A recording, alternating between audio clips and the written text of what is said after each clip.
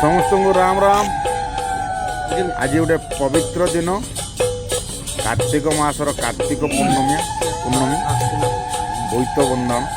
ଏହି ଐତିହାସିକ ଦିନକୁ ସ୍ମରଣ କରିବା ପାଇଁ ଓଡ଼ିଶାର ମାନ୍ୟବର ମୁଖ୍ୟମନ୍ତ୍ରୀ, ଆମ ଯୁବ ମାନସର ମୁଖ୍ୟମନ୍ତ୍ରୀ ସୂର୍ଯ୍ୟବଂଶୀ ସୁରଜ, ଆମର କଟକର ସାଂସଦ ଡକ୍ଟର ମହତାବ, କଟକର ବିଧାୟକ ପ୍ରାର୍ଥୀ ସମସ୍ତଙ୍କର ଉଦ୍ୟମରେ ଆଜି ଗୋଟେ ଏକ ନୂତନ ଅଭିନବ ଉପାୟରେ ନଦୀରେ, ନାଳରେ, ବୋଇତରେ ସମସ୍ତେ ଆଜି ଆସିଲେ। ଶଙ୍ଖ ହୁଳହୁଳି ବାଦ୍ୟରେ ପ୍ରକମ୍ପିତ ହେଉଥିଲା ଐତିହାସିକ ବାଲିଯାତ୍ରା ପଡ଼ିଆ।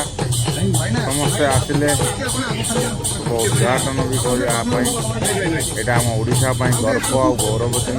ଆମ ପୂର୍ବପୁରୁଷଙ୍କ ଐତିହ୍ୟ, ଆମର ବାଣିଜ୍ୟ ବହୁତ ଲମ୍ବିଥିଲା, ଜାଭା ସୁମାତ୍ରା କତରୁ ନେଇ ସିଂହଳ ପର୍ଯ୍ୟନ୍ତ।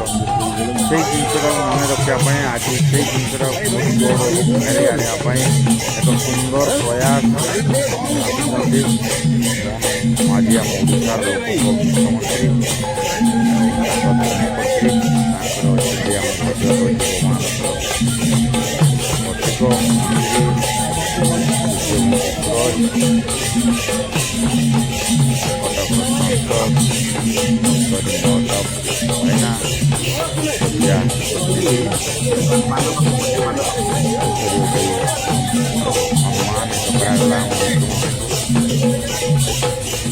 ବହୁତ ଐତିହ୍ୟ ଦିନ ଆଜି ସମସ୍ତଙ୍କ ପାଇଁ।